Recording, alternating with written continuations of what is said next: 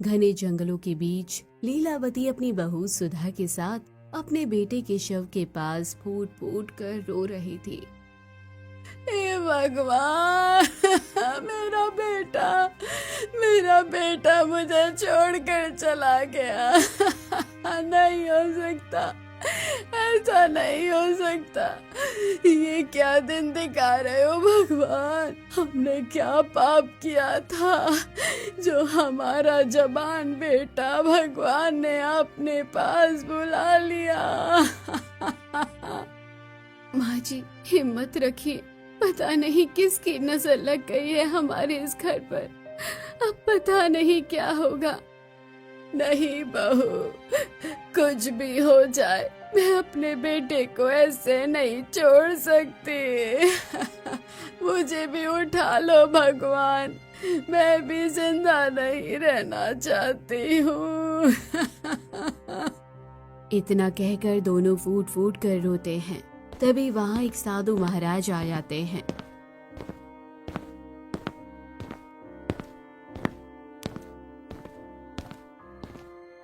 तुम लोग इतना क्यों रो रहे हो? महाराज, मेरा पुत्र इस दुनिया में नहीं रहा। अब बुरी तरह से हम टूट चुके हैं। बुढ़ापे में हमें उसकी अर्थी उठानी पड़ रही है। इससे बड़ा दुख हमारे लिए और क्या हो सकता है? तुम्हारा पुत्र जीवित हो सकता है। आप क्या कह रहे हैं महाराज? एक मरा हुआ इंसान कैसे जीवित हो सकता है? आप क्यों हमारे दुखों का मजाक उड़ा रहे हैं? हम और सहन नहीं कर पाएंगे। मेरा कहा झूठ नहीं होता। तुम्हारा पुत्र जीवित हो सकता है पुत्री। महाराज, अगर मेरा बेटा जीवित हो सकता है तो आप मेरे बेटे को जीवित कर दीजिए। तेरे जो दो बेटे हैं उसमें से एक ही तेरा वध करेगा। ये नीति अटल है और इसे कोई भी नहीं बदल सकता। चाहे संसार कोई भी शक्ति क्यों ना जुटा ले, ये भाग्य से बाहर नहीं है। हाँ, ये कैसे संभव है? मेरे दोनों बेटे और मेरी बहू तो मेरे लिए अपनी जान तक देने को तैयार है। फिर ये कैसी काली तकदीर है जो हमें तोड़ रही है, हमारी आंखों के सामने सब कुछ छीन रही है। यही तेरी किस्मत में लिखा है लीलावती, और इसे कोई नहीं टाल सकता। इस ब्रह्मांड के नियम भी इसे बदलने में असमर्थ है। तो मैं मर जाऊं, कोई गम नहीं, पर बस मेरा बेटा जिंदा हो जाए, उसकी जान बच जाए, यही मेरी सबसे बड़ी प्रार्थना है। मेरे जीवन का एकमात्र उद्देश्य यही है कि मेरा बच्चा सुरक्षित रहे। ठीक है, तो मैं तुम्हें इस राज्य की राजकुमारी से अपने इस मरे हुए लड़के का विवाह करा दो। यही उपाय है जिससे उसकी आत्मा लौट सकती है और वो जीवित हो सकता है। आप क्या कह रहे हैं महाराज? मरे हुए इंसान से कोई शादी कैसे कर सकता है, और वो भी राज्य की राजकुमारी? ये असंभव है। ये न्याय कैसे हो सकता है? क्या मेरे लिए ये स्वीकार करना इतना आसान है? ठीक है, यदि तुम मेरी बात मानो तो ये कार्य संभव है, और यदि ना मानो तो अपना मार्ग स्वयं चुनो। मैं अब चलता हूँ। साधु महाराज उठकर जाने लगते हैं। तभी सुधा उठकर कहती है, महाराज रुकिए, मैं राजा के पास जाऊंगी और अपने पति को जिंदा करने के लिए हर संभव उपाय करूंगी, चाहे कोई भी कठिनाई क्यों ना आ जाए, चाहे कोई भी खतरा क्यों ना हो। पुत्री, तुम्हारे में हिम्मत है, तुम अपने पति को जीवित कर सकती हो। जाओ, मेरा आशीर्वाद तुम्हारे साथ है। फिर सुधा राजमहल की तरफ निकल पड़ती है और राज दरबार में पहुंचती है।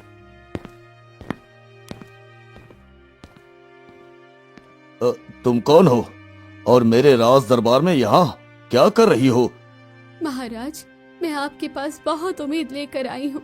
मैं अपने पति का विवाह आपकी राजकुमारी से कराना चाहती हूँ। अरे ये तो मैं पहली बार सुन रहा हूँ कि कोई पत्नी अपने पति का विवाह स्वयं किसी और से कराने मेरे दरबार में आई है, और वो भी मेरी राजकुमारी से। तुम्हारी इतनी हिम्मत कैसे हुई? हाँ। महाराज, ऐसा मत कीजिए। मेरा पति जीवित नहीं होगा यदि आप राजकुमारी से विवाह नहीं कराएंगे तो। तुम्हारी इतनी हिम्मत, मेरी इकलौती राजकुमारी की शादी, वो भी तुम्हारे पति से, और वो भी मरा हुआ। तुम्हारी हिम्मत कैसे हुई? सैनिकों, इसे धक्का मारकर राज दरबार से बाहर निकाल दो। महाराज, ऐसा मत कीजिए। मेरा पति जीवित नहीं होगा यदि आप राजकुमारी से विवाह नहीं कराएंगे तो। महाराज, ये औरत पागल हो गई है। शायद पागल होकर हमारे राजमहल में घुस आई है। इसे बाहर निकालिए महाराज। सैनिकों, इसे जल्दी से राज दरबार से बाहर फेंको। हाँ हाँ, और ध्यान रखना, आइंदा ये हमारे राजमहल के आसपास भी नहीं भटकना चाहिए, वरना तुम लोगों की इसकी कड़ी सजा मिलेगी। जी महाराज, मैं इसका पूरा ध्यान रखूंगा। ये फिर कभी हमारे राज दरबार में नहीं आएगी। हाँ। फिर सैनिक सुधा को बाहर निकालने लगते हैं। तभी राजकुमारी आ जाती है। पिताजी, आप इसे बाहर मत निकालिए, ये कहीं नहीं जाएगी। ये तुम कैसी बात कर रही हो बेटी? उसने अपने मरे हुए पति से तुम्हारा विवाह करने की बात की है, और कैसी औरत हो तुम? बर्दाश्त कर सकोगी? कैसे बर्दाश्त कर सकोगी इसे? पिताजी, मैं उससे विवाह करने के लिए तैयार हूँ और मुझे इससे कोई आपत्ति नहीं है। ये तुम कैसी बात कर रही हो? नहीं नहीं, ऐसा नहीं हो सकता। तुम क्या बोल रही हो? तुम्हें खुद नहीं पता राजकुमारी, इसलिए अपने फैसले पर फिर विचार करो, क्योंकि मेरी इज्जत उतारने पर क्यों लगी हो तुम? हाँ, वो भी भरे दरबार में। हाँ राजकुमारी, आप ये क्या कह रही हैं? आप इस राज्य की होने वाली महारानी हैं और एक मरे हुए व्यक्ति से विवाह संभव नहीं महारानी। मंत्री जी, पिताजी, आप दोनों कुछ भी कहें, मैं उससे विवाह जरूर करूंगी। चाहे जिसको जो बोलना है बोले, उससे मुझे कोई फर्क नहीं पड़ता। पूरे दरबार में सभी लोग परेशान हो जाते हैं। अरे ये कैसे हो सकता है? राजकुमारी मरे हुए व्यक्ति से विवाह करने को कैसे तैयार हो गई? ये तो असंभव है। पता नहीं ये क्या हो रहा है। भला एक मरे हुए व्यक्ति से विवाह, वो भी राजकुमारी। ये कोई साधारण बात नहीं है मित्र, इसमें कोई गहरा रहस्य जरूर है। हाँ, लगता है राजकुमारी का किसी ने मति भ्रष्ट कर दिया है, तभी ऐसा फैसला लिया है उन्होंने। हाँ हाँ, ठीक कह रहे हो। मुझे तो लगता है इस औरत ने राजकुमारी पर कोई जादू टोना कर दिया है, नहीं तो दुनिया की कोई भी लड़की ऐसी शादी करने के लिए तैयार नहीं होती है। तुमने ये कैसी जिद ठान रखी है राजकुमारी? अब हमारे पास कोई रास्ता नहीं बचा। तुम ही बताओ, मैं एक मरे हुए व्यक्ति को इस राज्य का राजा कैसे घोषित कर पाऊंगा? मेरे बाद इस राज्य का, दरबार का क्या होगा? पिताजी, अगर आपने इनकार किया तो मैं अपनी जान दे दूंगी, इसलिए आप इस शादी को स्वीकार कर लीजिए। अच्छा ठीक है, तुम जीती और मैं हारा। जो तुम्हारी मर्जी है, करो। यदि तुम्हारी शादी उससे करने में खुशी मिलती है तुझे, तो तुम उससे शादी कर लो, मुझे कोई आपत्ति नहीं है। आपका बहुत बहुत धन्यवाद पिताजी, आपने मेरी पीड़ा समझी और मेरे पति को जीवित करने के लिए तैयार हो गए। आपका बहुत बहुत धन्यवाद राजकुमारी, आपने मेरे लिए इतना बड़ा फैसला ले लिया, मैं कभी सपने में भी नहीं सोच सकती थी। मैंने जो किया वो अपने लिए किया है, अब चलिए मेरे साथ। फिर सुधा और राजकुमारी राज दरबार से निकल जाते हैं।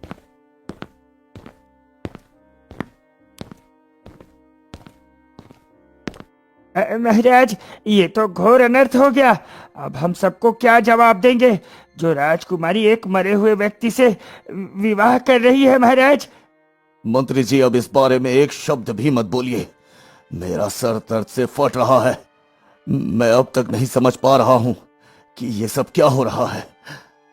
वहीं राजकुमारी सुधा मरे हुए पति विष्णु के पास पहुंचती है।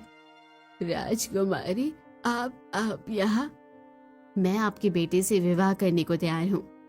राजकुमारी बहुत अच्छी है माँ, इन्हें हमारी तकलीफ देखी नहीं गई और ये इनसे शादी करने के लिए तैयार हो गई। राजकुमारी, अगर आप मेरे बेटे से शादी करने को तैयार है तो इसमें मुझे क्या आपत्ति होगी। ये तो आप मेरे बेटे के लिए सचमुच भगवान बनकर आए हैं। फिर कुछ ही देर में राजकुमारी का विवाह मरे हुए विष्णु के शरीर से हो जाता है। मुझे ये समझ में नहीं आ रहा कि राजकुमारी मेरे इस मरे हुए बेटे से विवाह करने को कैसे तैयार हो गई। ये सब क्या हो रहा है। फिर जैसे ही आधी रात होती है, राजकुमारी अपने मरे हुए पति को छोड़कर घने जंगल की तरफ निकलती है। तभी वही एक बूढ़ी औरत उसे मिलती है।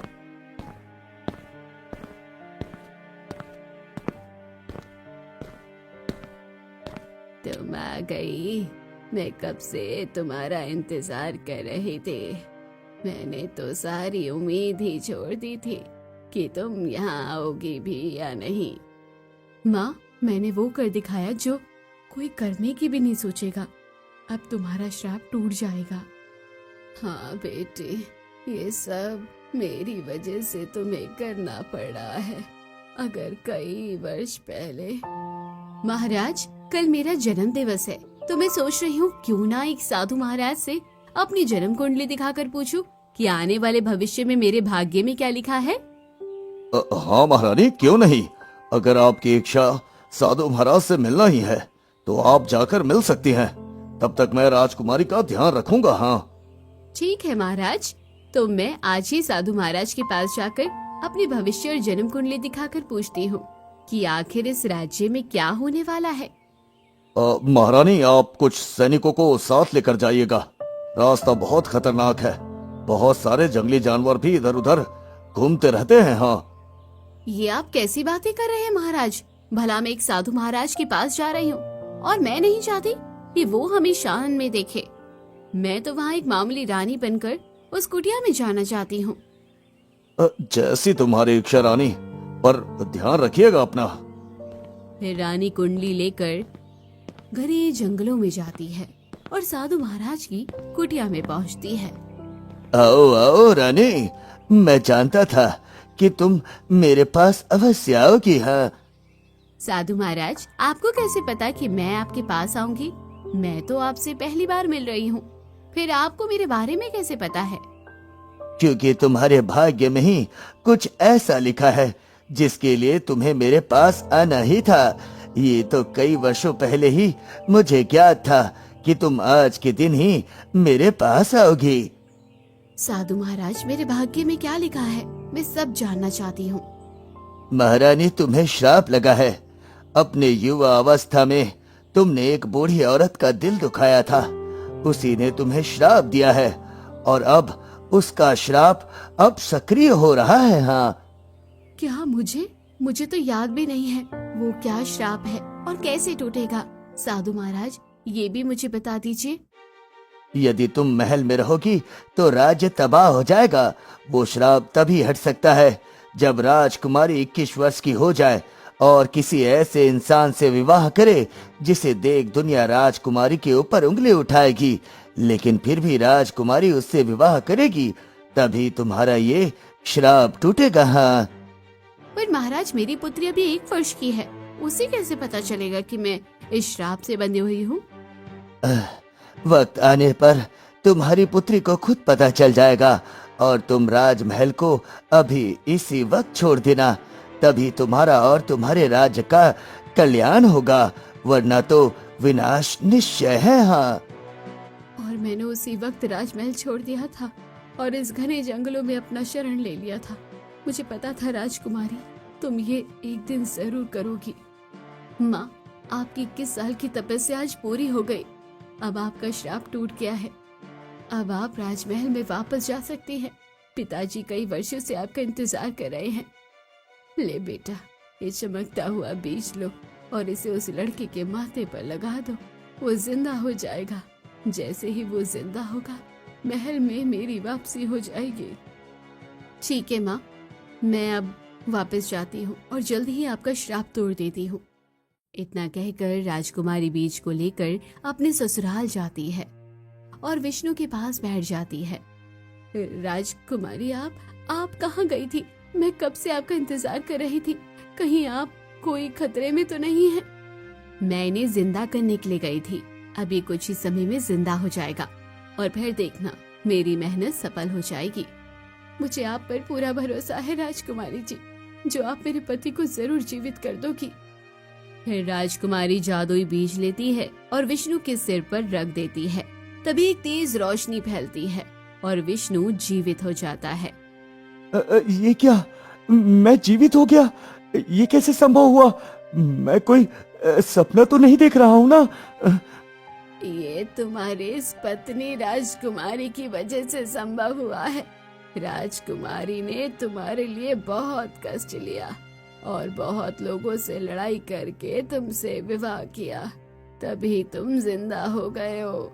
ऐसी पत्नी तुम्हें मिलना मुश्किल था मेरे बेटे। आपने मुझसे विवाह किया? राजकुमारी, मुझे तो यकीन ही नहीं हो रहा। हाँ, क्योंकि मैं तुम्हें जीवित करना चाहती थी और इसके पीछे मेरा एक बहुत बड़ा मकसद था। आप जीवित हो गए जी। मुझे यकीन नहीं हो रहा कि आप सच में जीवित हो गए हैं। भगवान का लाख लाख शुक्र है जो मेरे सुहाग को उन्होंने लौटा दिया। इतना कहते ही अचानक एक भयानक साया वहाँ पर प्रकट होता है। तुम्हें मैं कुछ पल की मोहलत देता हूँ। तुम्हें अपनी माँ, पत्नी और राजकुमारी में से किसी एक को चुनना होगा, तभी तू हमेशा के लिए जीवित हो सकता है। तभी विष्णु की आंखें राजकुमारी पर पड़ती है और वो सोचता है, ये तो जवान है, सुंदर है और राजकुमारी भी है। क्यों ना अपनी पत्नी को छोड़कर राजकुमारी को चुनूं? मैं तो इस राज्य का राजा भी बन जाऊंगा। हाँ। उसकी पत्नी अपने पति की ओर ही देखती रहती है। विष्णु को समझ आता है कि उसकी पत्नी राजकुमारी को पसंद नहीं कर रही है। उसकी आंखों से आंसू गिरने लगते हैं। माँ ने मेरे लिए कितनी मुश्किलें झेली है, मुझे पाल पोस कर बड़ा किया है। मुझे माँ को ही चुनना चाहिए। हाँ। फिर वो सुधा की ओर देखता है और सोचता है, सुधा ने मेरी दूसरी शादी कर दी। कितना प्यार करती है मुझसे। मुझे अपनी पत्नी ही चाहिए। हाँ। जल्दी से फैसला करो, समय बहुत कम है, वरना मुझे तुम सबको मारना होगा। बेटा, तू अपनी पत्नी को चुन ले। उसने तुम्हारे लिए बहुत ही कष्ट झेला है। आप राजकुमारी को चुन लो। राजकुमारी की वजह से ही आप जीवित हो। मुझे छोड़ दो। मैं मानता हूँ कि राजकुमारी ने मुझे जीवित किया है और सुधा ने मेरे लिए बहुत कष्ट और अपमान सहा है, लेकिन इन सब से बढ़कर मेरी माँ है, जिसने मुझे 9 महीने कोख में रखकर जन्म दिया है, मुझे पाल पोस कर बड़ा किया। अगर वो न होती तो शायद मैं इस दुनिया में भी नहीं आ पाता। इसलिए मैं अपनी माँ को चुनता हूँ। तुम्हारी बातों में सच्चाई है। तुमने बिल्कुल सही फैसला किया है। माँ से बढ़कर इस दुनिया में कोई धन नहीं, दौलत या पत्नी भी नहीं होती। माँ से बढ़कर इस दुनिया में कोई धन, दौलत या पत्नी नहीं होती। इसलिए मैं तुम्हें, तुम्हारी पत्नी और राजकुमारी दोनों को जीवित छोड़ता हूँ। तुम अपनी जिंदगी में खुश रहो। इतना कहकर वो साया वहाँ से गायब हो जाता है।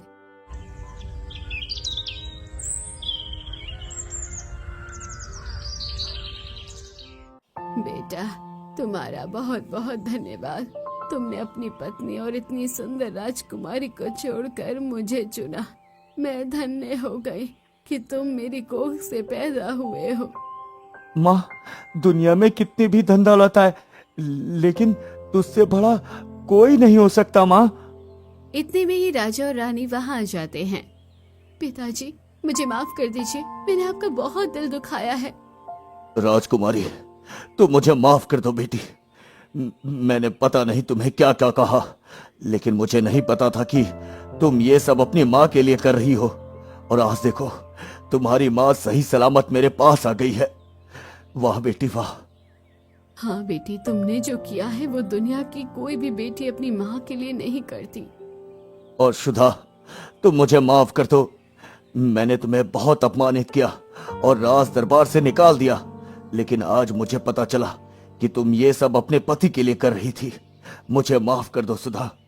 महाराज, कोई भी पिता ये बात बर्दाश्त नहीं कर सकता है कि उसकी पुत्री का विवाह एक मरे हुए व्यक्ति से हो। तो आपने जो किया मुझे उसका बिल्कुल भी बुरा नहीं लगा महाराज। बेटी, तुमने अपनी तपस्या पूरी कर ली। अब तुम मेरे साथ राज दरबार चलो। हाँ माँ। सुधा, मैं तुम्हें इतना धन दूंगा कि तुम्हें कभी धन दौलत की कमी नहीं होगी और तुम हमेशा एक अच्छी जिंदगी जियो। इतना कहकर राजा सुधा को ढेर सारा धन दे देता है और फिर राजा अपनी राजकुमारी को लेकर राजमहल पहुंच जाता है।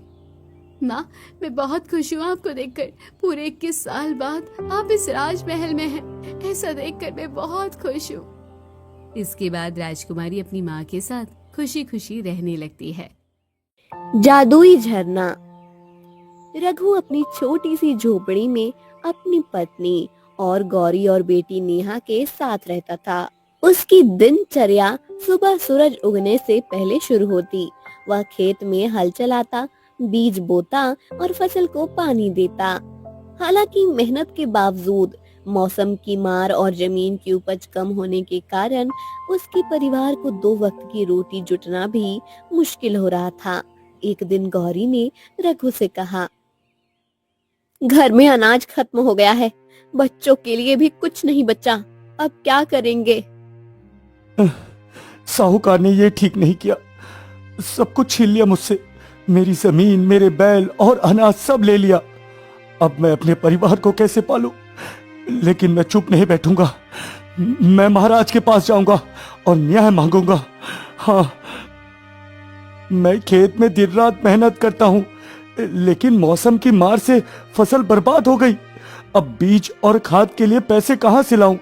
अगर कुछ नहीं किया तो अगले साल भी खेत खाली ही रहेगा। गांव के साहूकार से मदद मांग लो, शायद वह कर्ज दे दे।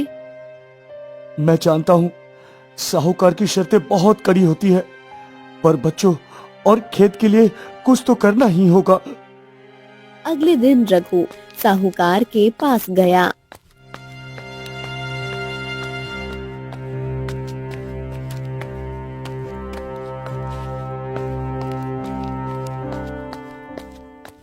सेठ जी, मेरी फसल खराब हो गई है। मुझे बीज और खाद के लिए कुछ रुपए चाहिए। अगले साल फसल अच्छी होगी तो मैं सारा कर्ज चुका दूंगा। अरे रघु, कर्ज देना आसान नहीं है। अगर तुमने वक्त पर पैसे नहीं लौटाए तो जमीन और बैल गिरवी रखनी पड़ेगी। हाँ, सोच लो। ठीक है सेठ जी, आपकी हर शर्त मंजूर है। मुझे बस अपने खेत को बचाना है। साहूकार ने कर्ज दे दिया, लेकिन भारी ब्याज और सख्त शर्तों के साथ रघु को कर्ज दिया। कर्ज लेने के कुछ महीनों बाद साहूकार ने रघु को अपने घर बुलाया। रघु, ब्याज बढ़ता जा रहा है और अभी तक तुमने एक भी पैसा नहीं लौटाया। अगर अगले हफ्ते तक पैसा नहीं दिया तो तुम्हारे खेत और बैल मेरे हो जाएंगे। हाँ सेठ जी, बारिश ठीक से हुई नहीं, फसल बर्बाद हो गई। थोड़ा और समय दीजिए, अगले सीजन में अच्छी फसल होगी तो सारा कर्ज चुका दूंगा। रघु ने सिर झुकाकर घर लौटने के सिवा कोई चारा नहीं देखा। वह रोज मेहनत करता, लेकिन साहूकार का कर्ज नहीं उतरता। कुछ दिन बाद साहूकार ने अपने आदमी रघु के घर भेजे। अरे रघु, सेठ जी ने कहा है कि अगर तुम पैसा नहीं दे सकते तो बैलगाड़ी और अनाज लेकर आओ, ये कर्ज की भरपाई होगी। हाँ, ये तो गलत है। सेठ जी ने मुझे समय देने का वादा किया था। मेरे पास बस ये बैल और थोड़ा अनाज है। इसे भी ले जाओगे तो मेरा परिवार भूखा मरेगा। अरे हम कुछ नहीं जानते, अगर सामान नहीं दिया तो अंजाम और भी बुरा हो सकता है। हाँ, रघु ने मजबूरी में अपने बैलगाड़ी और अनाज उन्हें दे दिया। ये देखकर गौरी रो पड़ी। रघु, अब हम कैसे जिएंगे? ये लोग हमें बर्बाद कर देंगे। मैं हार नहीं मानूंगा। मैं राजा के पास जाऊंगा, वो जरूर न्याय करेंगे। हाँ। इसी बीच साहूकार रघु के खिलाफ षड्यंत्र रच रहा था ताकि वो राजा के पास ना जाए। एक ऐसे जादूगर को जानता था जो पलक झपकते लोगों को गायब कर देता था। साहूकार ने जादूगर के साथ मिलकर रघु को परेशान करने की पूरी योजना बना ली। आओ आओ जादूगर, और उस रघु को इतना डराओ कि वो राजा के पास जाने का नाम भी न ले। लेकिन ध्यान रहे, गांव में किसी को मुझ पर शक नहीं होना चाहिए। ये काम बहुत सफाई से करना होगा तुम्हें। है अरे तुम बिल्कुल चिंता मत करो, मैं रघु को ऐसा डराऊंगा कि वो राजा तो क्या सबका नाम भूल जाएगा। वो घर से निकलने से भी डरेगा।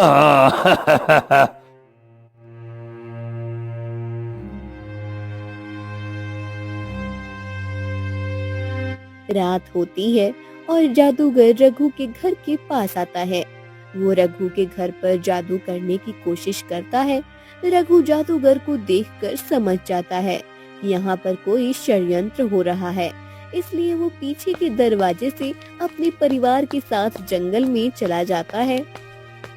पापा, बहुत ठंड लग रही है, हमारी तो दम घुट रही है। क्या महावीर भगवान हमारी मदद करेंगे?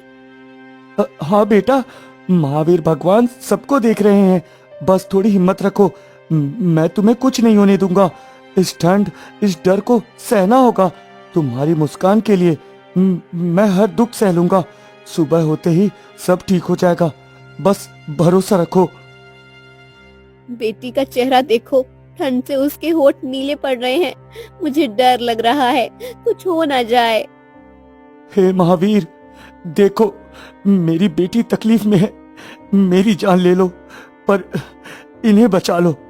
मैं असहाय हो गया हूँ, बस आज की रात कट जाए। भगवान, मुझे अपनी ताकत दो ताकि मैं इन्हें बचा सकूं। भगवान, हम कब तक इस तरह भागते रहेंगे? साहूकार ने ना जाने किसको भेजा है। हम इस प्रकार भाग नहीं सकते, इस प्रकार भाग नहीं सकते। हमें राजा के पास चलना चाहिए। कल सुबह मैं राजा के दरबार जाऊंगा, वो ही मेरी मदद करेंगे। जिस जादूगर को मैंने अपने घर के पास देखा था, वो जरूर साहूकार का ही भेजा हुआ हो सकता है। रघु और गौरी अपनी बेटी को लेकर एक खेत में छिप जाते हैं। गौरी ठंड से कांपती हुई बेटी को गले लगाकर उन्हें दिलासा देने की कोशिश करती है, लेकिन तभी रघु पीछे मुड़कर देखता है तो वो आश्चर्यचकित रह जाता है। अरे ये तो वही खतरनाक जादूगर है जो हमारे घर के बाहर खड़ा था और हमारे ऊपर जादू करने की कोशिश कर रहा था। हमें इसकी नजरों से बचकर यहाँ से भाग चलना चाहिए। ना जाने ये हमारे साथ क्या कर डाले। भागने की कोशिश बेकार है। अब मैं तुम्हें और तुम्हारे परिवार को नहीं छोड़ूंगा। आओ, इस बच्ची को मुझे दे दो। हाँ बाबा, बाबा मुझे बचाओ। बाबा, ये जादूगर मुझे ले जा रहा है, मुझे बचाओ। माँ, मुझे बचा लो। मेरी बच्ची को छोड़ दो, मेरी बेटी को छोड़ दो। आखिर तुम हमें परेशान क्यों कर रहे हो? तुमसे हमारी क्या दुश्मनी है? हमने तुम्हारा क्या बिगाड़ा है? अरे तुमने मेरे मित्र को डराने की हिम्मत की। तुम मेरे मित्र की शिकायत लेकर राजा के पास जाओगे। अब जाओ तुम राजा के पास, तुम्हारी बेटी तुम्हें कभी नहीं मिलेगी। हाँ। रघु और गौरी बेबस हो जाते हैं और उनके सामने से ही जादूगर उनकी बेटी को लेकर वहाँ से गायब हो जाता है। अब मुझे किसी बात का डर नहीं है। वो दुष्ट हमारी बेटी को लेकर गया है। मैं राजा के पास जाऊंगी और अपना सर पटक पटक कर उनसे न्याय मांगूंगी। रघु और गौरी दरबार में प्रवेश करते हैं। उनकी हालत देखकर दरबार में सन्नाटा छा जाता है। राजा राजेंद्र और रानी उनकी दयनीय स्थिति देखकर व्यथित हो जाते हैं। कौन हो तुम और ऐसी दशा में क्यों आए हो? अपनी व्यथा स्पष्ट करो। महाराज, मैं रघु हूँ, एक गरीब किसान। मैंने साहूकार से कर्ज लिया था, लेकिन फसल खराब हो गई। साहूकार ने मेरा बैल, अनाज और जमीन छीन ली। जब मैं उनसे कहा कि अन्याय हो रहा है, मैं राजा के पास जाऊंगा, तब उसने अपने जादूगर मित्र को मेरे घर भेजकर मुझे डराने की कोशिश की। मैं बड़ी मुश्किल से अपने परिवार की जान बचाकर जंगल की ओर गया, लेकिन वो जादूगर वहां पहुंच गया और उसने मेरी बेटी को मुझसे छीन लिया महाराज। महाराज, मेरी छोटी बच्ची ठंड और डर में रो रही थी। मैंने उसे बचाने की कोशिश की, लेकिन वो निर्दयी जादूगर उसे ले गया। अब पता नहीं वो कैसी होगी। मुझे मेरी बेटी वापस चाहिए। महाराज, कृपा करके हमारी मदद करें। राजा साहब, हमें तुरंत कुछ करना होगा। इनकी पीड़ा असहनीय है। घबराओ मत, तुम्हें न्याय जरूर मिलेगा। सिपाही, साहूकार को तुरंत यहाँ पेश करो। सिपाही साहूकार के घर की ओर रवाना होता है। कुछ समय बाद लौटता है। महाराज, साहूकार अपने घर पे नहीं है। हमने उसके पड़ोसी और घर वालों से पूछताछ की। पता चला है कि वो अपने परिवार समेत किसी पड़ोसी राज्य में भाग गया है महाराज। क्या इतना बड़ा अन्याय कर वो भाग गया? कायरता की हद है। यह सैनिक, तुरंत आसपास के राज्यों में उसके ठिकाने का पता लगाओ। वो जहां भी छिपा होगा उसे पकड़कर हमारे सामने लाओ। राजा साहब, साहूकार के साथ साथ उसके जादूगर मित्र का भी कुछ पता लगाना होगा। मेरे बच्चे की जान खतरे में है। महाराज, न तो मेरी बेटी का कोई पता है और न ही साहूकार का। अब वो सब मुझसे छीन लिया गया। महाराज, मेरी विनती सिर्फ आपसे है, मेरी बच्ची को बचा लीजिए महाराज। महाराज, वो हमारी एकमात्र संतान है। हम बिना उसके नहीं जी सकते। भगवान के लिए हमें न्याय दिलाइए। डरो मत, मैं वचन देता हूँ तुम्हें न्याय जरूर मिलेगा और तुम्हारी बेटी तुम्हें वापस जरूर मिलेगी। इनकी मदद के लिए जितना जल्दी हो सके कदम उठाना जरूरी है। मैं भी इनकी पीड़ा में साथ हूँ। रघु और गौरी आंसुओं के साथ राजा और रानी को प्रणाम करते हैं। तभी राजकुमार आगे आते हैं। पिताजी, मुझे जाने की अनुमति दीजिए। मैं साहूकार और जादूगर को ढूंढ कर लाऊंगा। इस राज्य के युवराज होने के नाते ये मेरा कर्तव्य है। राजकुमार, मैं भी आपके साथ चलूंगा। मेरी बेटी मेरी जान है। मैं उसे किसी भी कीमत पर वापस लाऊंगा। हाँ। आर्यन, तुम जानते हो कि वो राज्य हमारा दुश्मन है। वहां तक पहुंचने के लिए माया से भरे जंगल और खतरनाक रास्तों को पार करना होगा। ये यात्रा आसान नहीं बेटा। पिताजी, मैं राज्य का मान सम्मान बचाने और रघुवीर की बेटी को वापस लाने के लिए हर चुनौती का सामना करूंगा। चाहे माया हो, जंगल हो या दुश्मन राज्य, मैं हर खतरा पार कर लूंगा। कृपया मुझे जाने की आज्ञा दे पिताजी। महाराज, मुझे कोई डर नहीं। मेरी बेटी के लिए मैं आग में भी कूद सकता हूँ। राजकुमार के साथ मैं हर खतरे का सामना करने को तैयार हूँ महाराज। आर्यन, तुम जानते हो ये कितना खतरनाक है। तुम्हारी जान भी खतरे में पड़ सकती है। माँ, मैं आपकी चिंता समझ सकता हूँ, लेकिन ये मेरा धर्म है।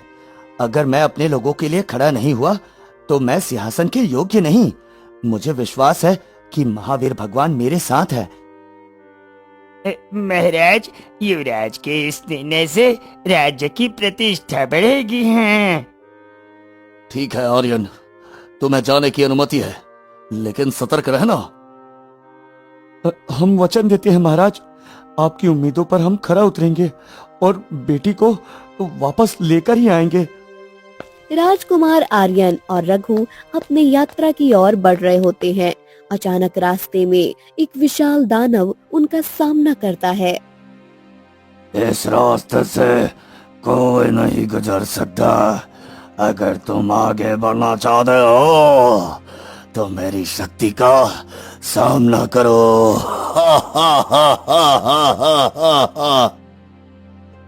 दानव अपनी विशाल बाहों से धरती को हिलाकर एक शक्तिशाली हमला करता है। हट जाओ, हमें कोई नहीं रोक सकता।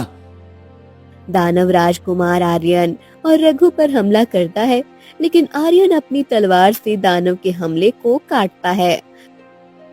तुमसे मुकाबला करना आसान नहीं, लेकिन तुम्हें रास्ता रोकने का कोई हक नहीं। रघु तेजी से दानव के पीछे जाकर उसकी ध्यान हटाता है। आर्यन फिर एक जाल बिछाता है। अब देखो दानव, मैं तुम्हारे मुकाबले के लिए तैयार हूँ, आ जाओ।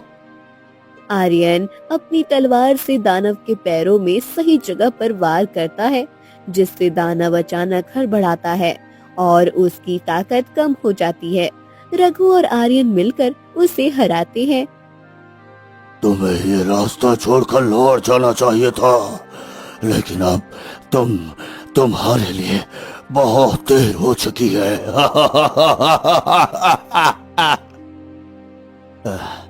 हम नहीं रुकेंगे दानव, नहीं रुकेंगे।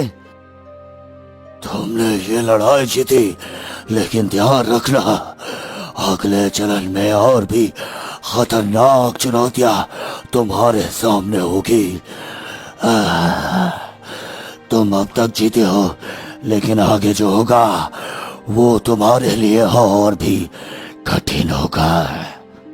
हम तैयार हैं दानव, चाहे जितनी भी चुनौतियां हो, हम उनका सामना जरूर करेंगे। राजकुमार आर्यन और रघु एक दूसरे को देखकर निश्चित हो जाते हैं, लेकिन उनके चेहरे पर दृढ़ संकल्प की छवि है। चिंता मत करो राजकुमार, हम साथ हैं और हमारा साहस कभी कमजोर नहीं होगा। राजकुमार आर्यन और रघु धीरे धीरे आगे बढ़ते हैं।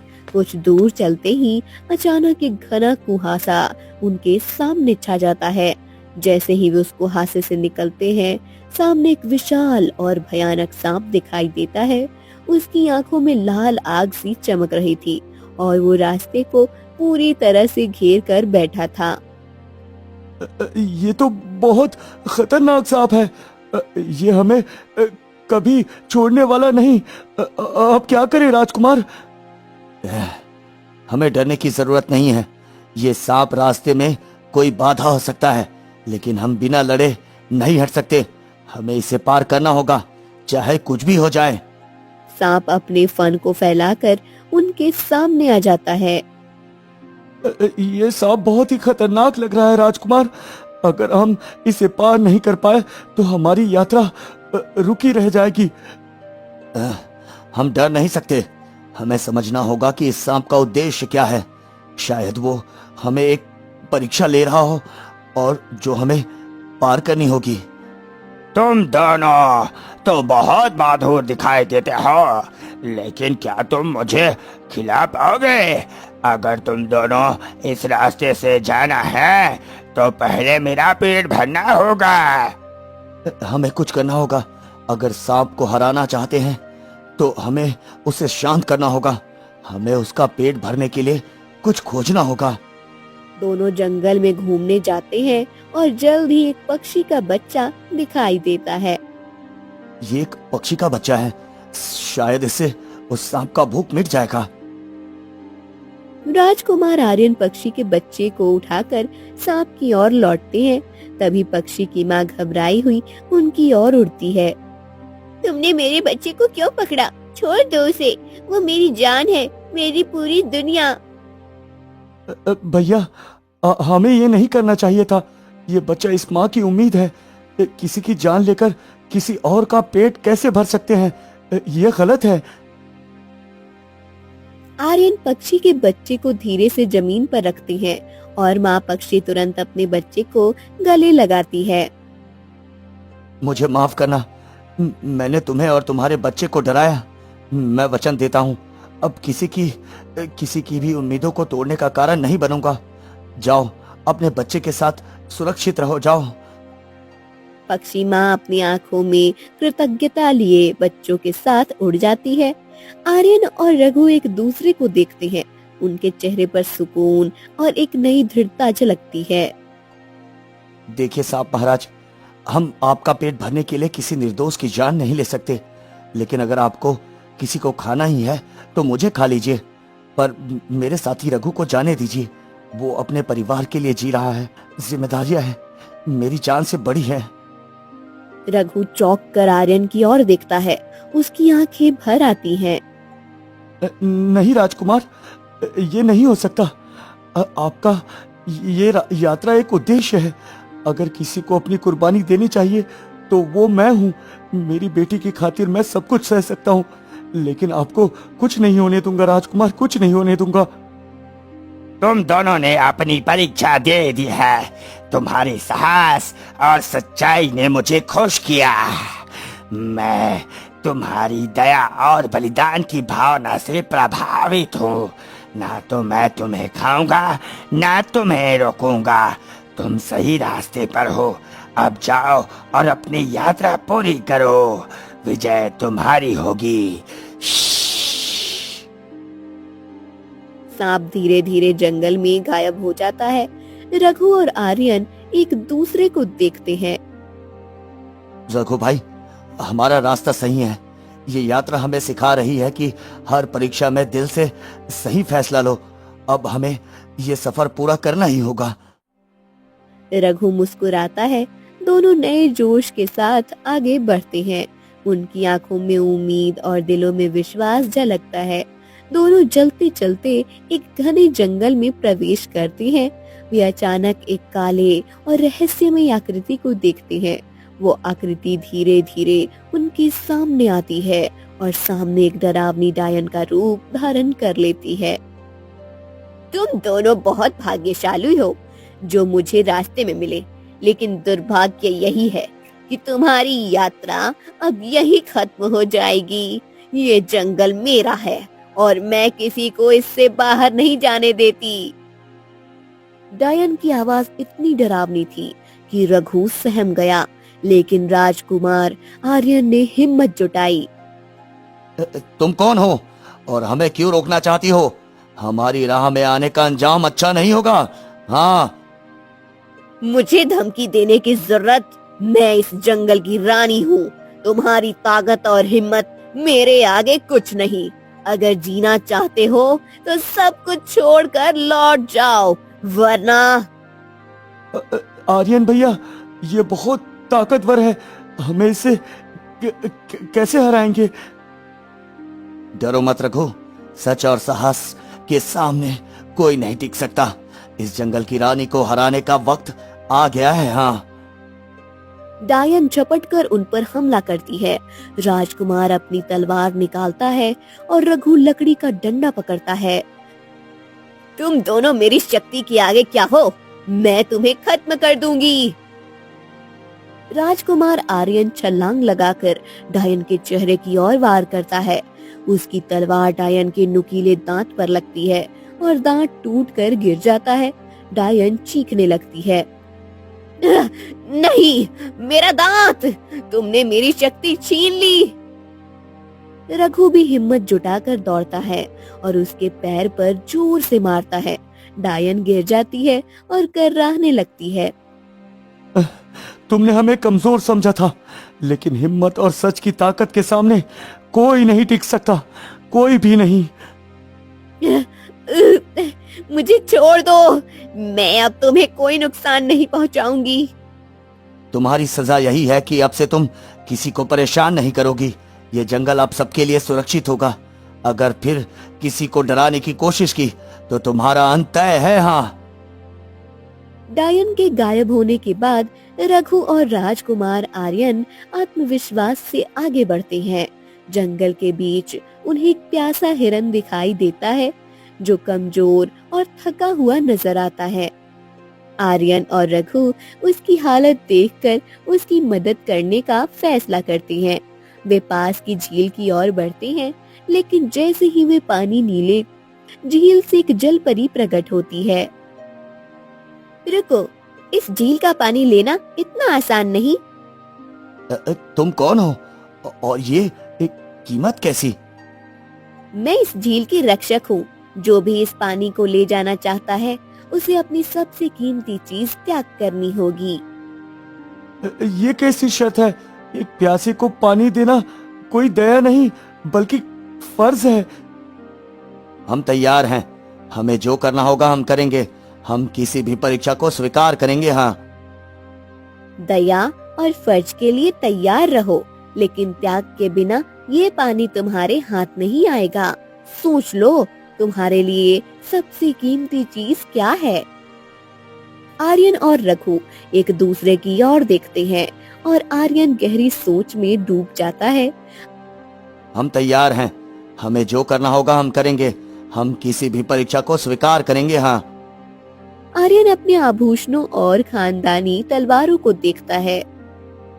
ये मेरी खानदानी तलवार है जो मेरे पूर्वजों की विरासत है, लेकिन अगर इसे त्यागने से किसी की जान बच सकती है तो ये त्याग मुझे स्वीकार है। ले लो इसे। ये ताबीज मेरी माँ की आखिरी निशानी है। ये मेरे दिल के सबसे करीब है, लेकिन अगर इसे त्यागने से किसी की जिंदगी बच सकती है तो मैं इसे खुशी से छोड़ने को तैयार हूँ। लो, इसे भी स्वीकार करो। जलपरी दोनों की ओर देखती है, उनकी सच्ची भावना और त्याग से प्रभावित होकर। तुम दोनों ने अपने दिल से सबसे कीमती चीज त्यागने का साहस दिखाया। ये सच्चा बलिदान है। ये पानी तुम्हारे लिए अब उपलब्ध है। जाओ और अपने उद्देश्य को पूरा करो।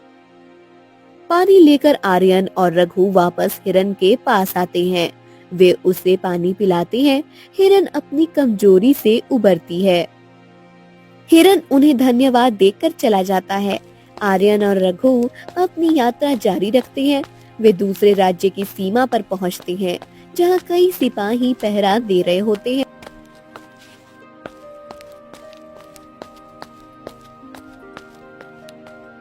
राजकुमार, हमें सावधानी से अंदर जाना होगा।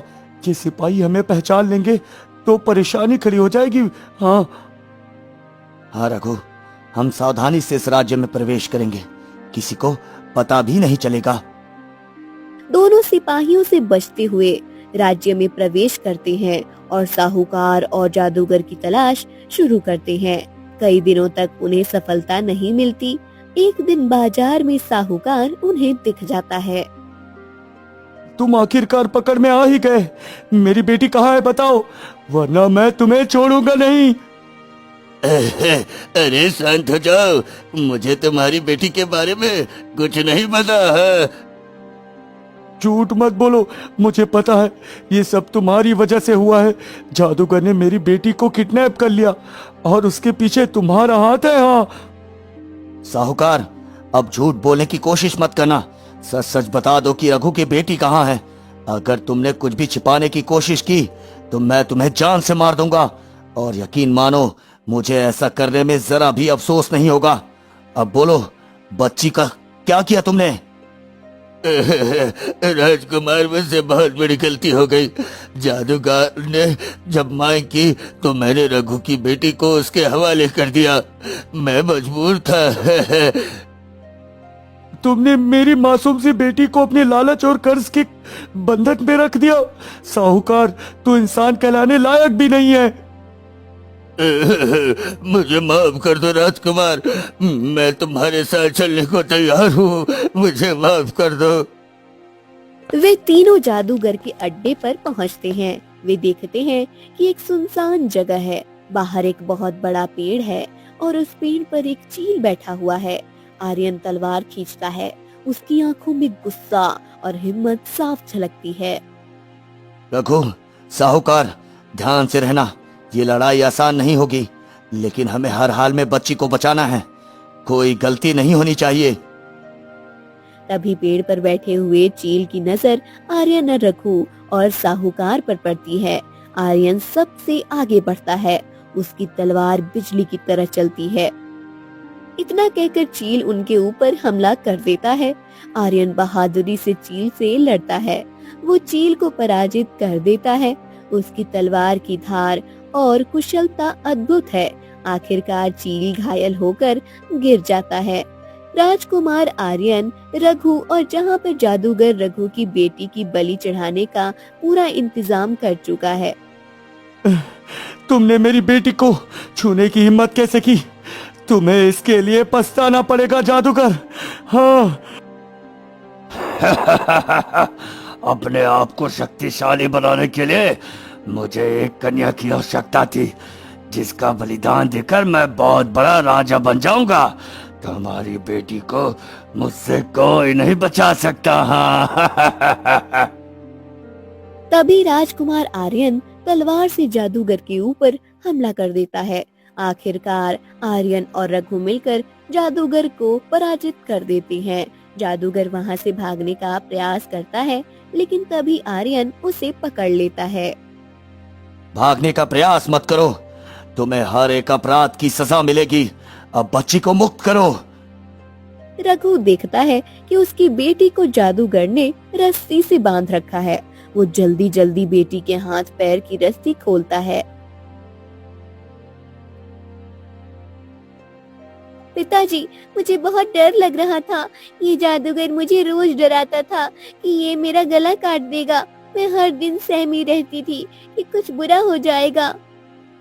बेटी, अब सब ठीक है। तुम्हारा पिता यहाँ है, मैं आ गया हूँ और अब कोई तुम्हें डराने की हिम्मत नहीं करेगा। बेटी, तुम पूरी तरह सुरक्षित हो। मैं हमेशा तुम्हारे साथ हूँ बेटी, हमेशा तुम्हारे साथ हूँ। आर्यन चारों तरफ नजर दौड़ाता है। उस जादूगर की ओर देखता है जो अब पूरी तरह हार मान चुका है। वो तलवार म्यान में रखते हुए कहता है, ये लड़ाई खत्म हो चुकी है, लेकिन तुम्हारे अपराधों का हिसाब अभी बाकी है। अब तुम हमारे राज्य चलोगे, जहाँ तुम्हें तुम्हारी सजा मिलेगी। हाँ बेटी, अब तुम पूरी तरह से सुरक्षित हो। तुम्हारा पिताजी तुम्हारे पास है। अब से कोई भी तुम्हारे साथ ऐसा नहीं कर पाएगा। हाँ। राजकुमार आर्यन जादूगर और साहूकार को बंदी हालत में लेकर राज्य की ओर बढ़ते हैं। कुछ समय बाद वे राज्य के दरबार में पहुंचते हैं। वहां महाराज और दरबारी मौजूद होते हैं। महाराज, ये साहूकर और जादूगर केवल अपराधी ही नहीं, बल्कि इन लोगों ने हमारी शांति और हमारे परिवार को बर्बाद किया है। इनका सही हिसाब लिया जाए महाराज। साहूकार, तुमने एक किसान को कर्ज का बोझ डाला, उसकी मेहनत से कमाए गए अनाज और बैल को छीन लिया। तुमने न केवल रघु का जीवन बर्बाद किया, बल्कि उसकी बेटी को भी जादूगर के हवाले कर दिया। इस घृणित अपराध की सजा तुम्हें पूरी तरह मिलेगी। अब तुम अब से इस राज्य में कभी कदम नहीं रख पाओगे। तुम्हें कारावास में भेजा जाएगा और तुम्हें अपनी गलतियों का भुगतान करना होगा। राजा का गुस्सा शांत नहीं होता और वो जादूगर की ओर मुंह करते हुए आदेश देते हैं। और तुम जादूगर, जो निर्दोषों को डरा रहे हो और तकलीफ दे रहे हो, तुम्हारे अपराध भी उतने ही बड़े हैं। तुमने एक निर्दोष परिवार के बच्चे को बंधक बना लिया और उनका भविष्य अंधेरे में डाल दिया। तुम सबको कड़ी सजा मिलेगी। तुम्हारे साथ कोई दया नहीं की जाएगी। अब तुम सबको आजीवन कारावास दिया जाता है। आज से इस राज्य में ऐसी कोई भी हरकत बर्दाश्त नहीं की जाएगी। हमारे राज्य में हर किसी को न्याय मिलेगा और जो भी निर्दोष के खिलाफ काम करेगा वो कभी भी सुरक्षित नहीं रहेगा। महाराज, कृपया मेरी बात सुने। मैं जो भी कुछ कर रहा था वो साहूकार के कहने पर था। इससे मुझे लालच दिया, इस कारण मैं रघु और उसके परिवार को परेशान किया। महाराज, महाराज, ये सब मैंने नहीं किया। मैं कभी नहीं चाहता था कि कोई निर्दोष परेशान हो। इसने अपनी मर्जी से अपराध किए। मैंने बस उसे काम दिया था, लेकिन उसकी सारी हरकतें उसकी अपनी है। महाराज, चुप रहो तुम दोनों। तुम दोनों की सफाई में कोई सुनने लायक बात नहीं। तुम्हारे अपराध स्पष्ट हैं। साहूकार, तुमने अपने लाभ के लिए इस निर्दोष किसान की जिंदगी बर्बाद की, और जादूगर, तुमने उस मासूम को डर और तकलीफ दी। अब तुम्हारी बातों से कुछ नहीं होने वाला। तुम तुरंत रघु का संपत्ति और बैल रघु को वापस करो। जाओ, घर जाते ही रघु को उसकी जमीन और बैल वापस कर देना। महाराज के आदेश का पालन करो। हाँ। साहूकार का आदमी सिर झुकाकर दरबार से बाहर चला जाता है। धन्यवाद महाराज, आपने मेरी उम्मीद को फिर से जीवित किया है। अब मेरी मेहनत की कमाई वापस मिल कर रही। महाराज, रघु, तुम्हारा संघर्ष अब खत्म हुआ। ये राज्य तुम्हारे जैसे मेहनतकश लोगों का है और यहाँ हर किसी को उसके अधिकार जरूर मिलेंगे। सिपाहियों, जादूगर और साहूकार को कारागार में आजीवन के लिए कैद कर दिया जाए। आज से इस राज्य में हर किसी को न्याय मिलेगा और जो भी निर्दोषों के खिलाफ काम करेगा वो कभी सुरक्षित नहीं रहेगा। महाराज की जय हो, महाराज की जय हो, राजकुमार आर्यन की जय हो। राजकुमार ने वो किया जो हमें कभी उम्मीद नहीं थी। तुम दोनों के साहस और बलिदान ने राज्य को फिर से जीवन दिया। हमने जो भी कुछ किया वो केवल राज्य और प्रजा के लिए किया था माँ। आज हम सबके साथ हैं, लेकिन हमें याद रखना होगा ये लड़ाई खत्म नहीं हुई रघु। राज्य में अब भी ऐसे लोग हैं जो न्याय से दूर है। जो भी गलत काम करेगा उसे इसी तरह सजा मिलेगी, लेकिन ये हमारी सबसे बड़ी जिम्मेदारी है कि हम राज्य में सत्य और धर्म की रक्षा करें। ये यात्रा एक शुरुआत है महाराज। राज्य में बहुत कुछ बदलने वाला है, लेकिन हमें ये याद रखना होगा कि हमारा उद्देश्य केवल प्रतिशोध नहीं बल्कि सत्य और धर्म की स्थापना है। राज्य में कुछ छिपी हुई ताकतें हैं जिनका हमें अभी तक पता नहीं चला है। जो हुआ वो सिर्फ एक छोटी सी लहर थी। समुद्र की गहराई में और भी तूफान है।